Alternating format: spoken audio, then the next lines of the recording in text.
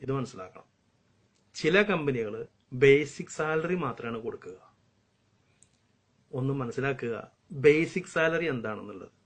Basic സാലറിയെ കണക്കാക്കിയിട്ടാണ് gratuity കണക്കാക്കുക.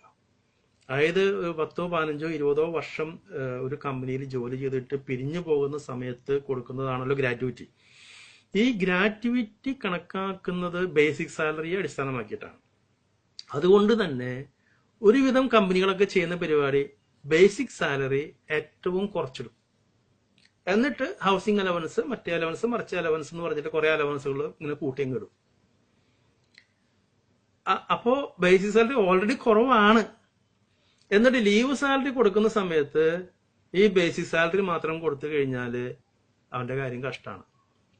ഒന്ന് മനസ്സിലാക്കുക, basic salary plus housing allowance ഇതായിരിക്കണം അവന്റെ ലീവ് സാലറി.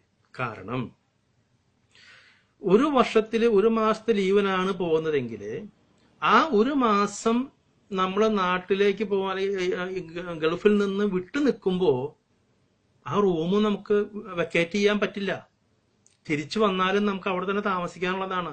അതുകൊണ്ട് ആ 1 മാസത്തെ വാടക നമുക്ക് കൊടുത്തേ പറ്റുള്ളൂ, നമ്മൾ താമസിച്ചാലും ഇല്ലെങ്കിലും.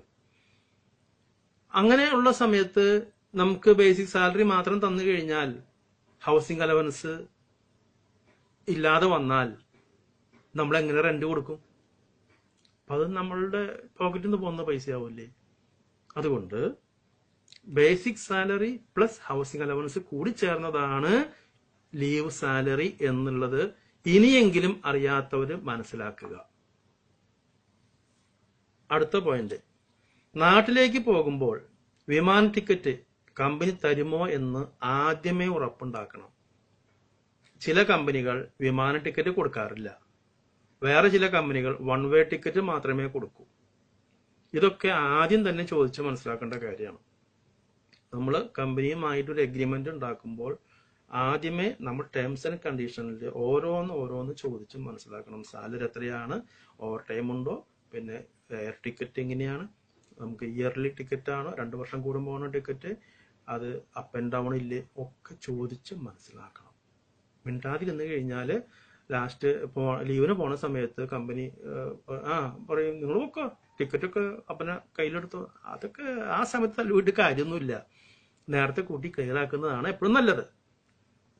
നെക്സ്റ്റ് പോയിന്റ്, ജോലിയിൽ പ്രവേശിച്ചാൽ ആദ്യത്തെ 3 മാസമോ 6 മാസമോ പ്രൊബേഷണറി പീരീഡ് ആണ്. ആ സമയത്ത് കമ്പനിയുടെ നയം ശരിയല്ല എന്ന് മനസ്സിലാവുകയാണെങ്കിൽ ജോലി വേണ്ടെന്ന് വെക്കാവുന്നതാണ്.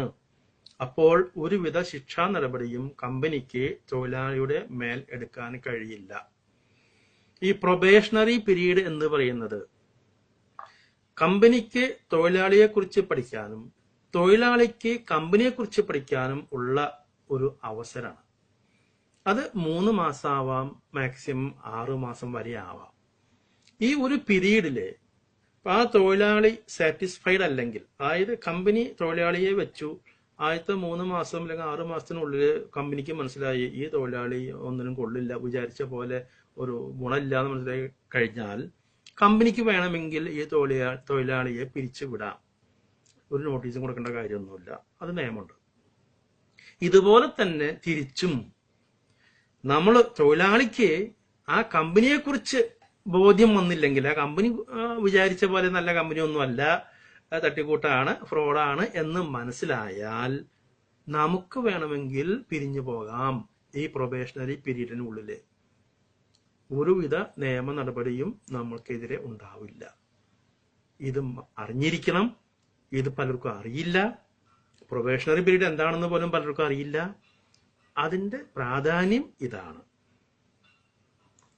അടുത്ത പോയിന്റ്, കമ്പനിയിൽ നിന്ന് കിട്ടേണ്ട ആനുകൂല്യങ്ങൾ യഥാവിധം കിട്ടുന്നില്ലെങ്കിൽ നേരിട്ട് ദുബായ് ലേബർ കോടതിയിൽ പോയി പരാതി നൽകാവുന്നതാണ്. അതിന് ഒട്ടും പേടിക്കുകയോ മടി കാണിക്കുകയോ അരുത്. കരയുന്ന കുഞ്ഞിനെ പാലുള്ളൂ, മറക്കണ്ട. അതായത് നമ്മുടെ നാട്ടിലുണ്ട് കോടതി, പോലീസ്, പട്ടാളം ഒക്കെ. പക്ഷെ നമ്മുടെ നാട്ടിലെ കോടതിയല്ല ദുബായിലെ ലേബർ കോടതി. ദുബായിൽ ലേബർ കോടതി എന്ന് പറഞ്ഞാൽ ശരിക്കും തൊഴിലാളികൾക്ക് വേണ്ടി തന്നെയാണ്. നമുക്ക് എന്ത് പ്രശ്നമുണ്ടോ നേരിട്ട് നമുക്ക് ലേബർ കോടതിയിൽ പോയിട്ട് പരാതി പറയാം. നമുക്ക് ശമ്പളം കിട്ടുന്നില്ലേ, നമുക്ക് എന്തെങ്കിലും ആനുകൂല്യങ്ങൾ തരുന്നില്ലേ, മറ്റെന്തെങ്കിലും തൊഴിൽപരമായ പ്രശ്നമുണ്ടെങ്കിൽ നമുക്ക് ധൈര്യപൂർവം ലേബർ കോടതിയിൽ പോയിട്ട് ആ ഓഫീസിൽ പോയി നമ്മുടെ കാര്യങ്ങൾ പച്ച മലയാളത്തിൽ പറഞ്ഞാൽ മതി. കാരണം നമ്മുടെ ഭാഷ ട്രാൻസ്ലേറ്റ് ചെയ്യാൻ ഉള്ള ജീവനക്കാർ അവിടെ ഉണ്ട്. ഭാഷയും ഒരു പ്രശ്നമല്ല. പിന്നെ പലർക്കും ഒരു പേടിയുണ്ട്, അവിടെ പോയി കഴിഞ്ഞാൽ പിടിച്ചകത്തുവിടുമോ. അത് നമ്മുടെ നാടല്ല എന്ന് ആദ്യമേ പറഞ്ഞത് അതാണ്. നമ്മുടെ നാട്ടിലൊക്കെ നമുക്ക് പോലീസ് സ്റ്റേഷനിൽ കയറുമ്പോൾ നമ്മൾ മുട്ട് പറിക്കുന്നൊക്കെ പറഞ്ഞു കേട്ടിട്ടുണ്ട്. പക്ഷെ അതല്ല ഇവിടെ. ഇവിടുത്തെ പോലീസുകാരൊക്കെ വളരെ ഫ്രണ്ട്ലി ആണ്. അത് മനസ്സിലാക്കുക.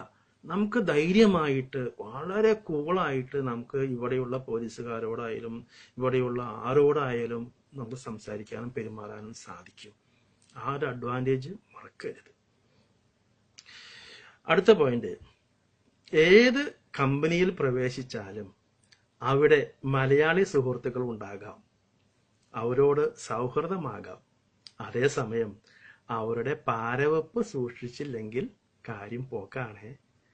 അതായത് ഈ പറയുന്ന ഞാനും മലയാളിയാണ്, കേൾക്കുന്ന നിങ്ങളും മലയാളിയാണ്.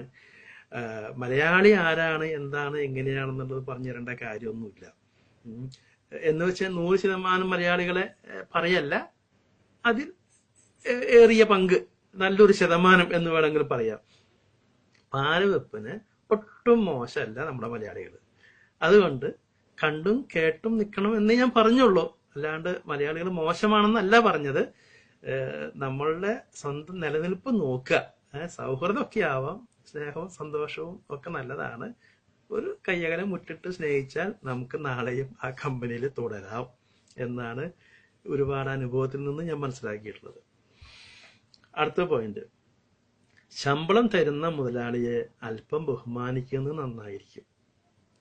മുതലാളി തരുന്ന ശമ്പളം വാങ്ങിക്കുകയും അതേ മുതലാളിക്ക് ഇട്ട് തന്നെ പണി കൊടുക്കുകയും ചെയ്യുന്ന ചില തൊഴിലാളികൾ ഉണ്ട്. അത് ചിലരുടെ ഹോബിയാണ്. നമുക്ക് ജോലി വേണം, ശമ്പളം വേണം, ആനുകൂല്യങ്ങൾ വേണം, എല്ലാ സൗകര്യങ്ങളും വേണം. എല്ലാതും നമ്മൾ വാങ്ങിക്കുകയും ചെയ്യും, അതേ മുതലാളിക്കിട്ട് പണിയും കൊടുക്കും. അത് അങ്ങനെ ശീലിച്ചു പോയി, എന്താ ചെയ്യ അല്ലേ? ചില ആൾക്കാർ അങ്ങനെയാണ്. അതുകൊണ്ട് പാവം മുതലാളി, അവരും കഷ്ടപ്പെട്ടിട്ടില്ലേ അവര് ഈ സ്ഥാപനം നടത്തിക്കൊണ്ട് പോകുന്നത്. നമുക്ക് വേണ്ടെങ്കിൽ നമ്മൾ ഇറങ്ങി പോവുക അന്തസ്സായിട്ട്, അതാണ് അതിന് ശരി. നമുക്ക് നമ്മളിൽ കോൺഫിഡൻസ് ഉണ്ടെങ്കിൽ, എന്റെ തൊഴിലിൽ എനിക്ക് കോൺഫിഡൻസ് ഉണ്ടെങ്കിൽ എനിക്ക് പറയാം, സാറേ എനിക്ക് നിങ്ങളുടെ സ്ഥാപനത്തിലെ ജോലി വേണ്ട, ഞാൻ പോവാണ്. അത് ചെയ്യാതെ ഇവിടെ തന്നെ നിൽക്കും വേണം, എന്നിട്ട് മുതലാളിക്കിട്ട് പണിയും കൊടുക്കും വേണം. അത് ഭംഗിയായൊരു കാര്യമല്ലല്ലോ. അത്ര ഞാൻ പറയുന്നുള്ളൂ. ഓക്കെ, അപ്പോൾ അത്യാവശ്യം കാര്യങ്ങളൊക്കെ ഇപ്പൊ ഞാൻ നിങ്ങളോട് പറഞ്ഞു.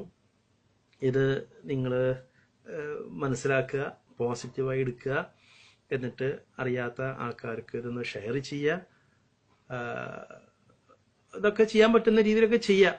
ഇതൊക്കെ അറിഞ്ഞിട്ടും പറഞ്ഞിട്ടും ഒന്നറിയാത്ത പോലെ വീണ്ടും വരുന്ന ചതിക്കുഴിയിൽ പെടുന്ന ആൾക്കാരെ ഇനിയും കുറെ കാണാം. അതിനൊന്നും നമ്മളെ കൊണ്ട് കൂട്ടിയാൽ കൂടില്ല. അതൊക്കെ അവരുടെ യോഗം എന്നേ പറയാനുള്ളൂ. എന്തായാലും വളരെ സന്തോഷം. കുറച്ചു നേരം നിങ്ങളുടെ വിലയേറിയ സമയം ഞാൻ നിങ്ങളെടുത്തു. എനിക്ക് വിഷമമുണ്ട്, എങ്കിലും അത് നിങ്ങൾക്ക് ഗുണകരമായി തീരും എന്നുള്ള ഒരു ഉറച്ച വിശ്വാസം എനിക്കുണ്ട്. Thank you very much. സ്നേഹപൂർവ്വം, പോൾസൺ പാവർട്ടി.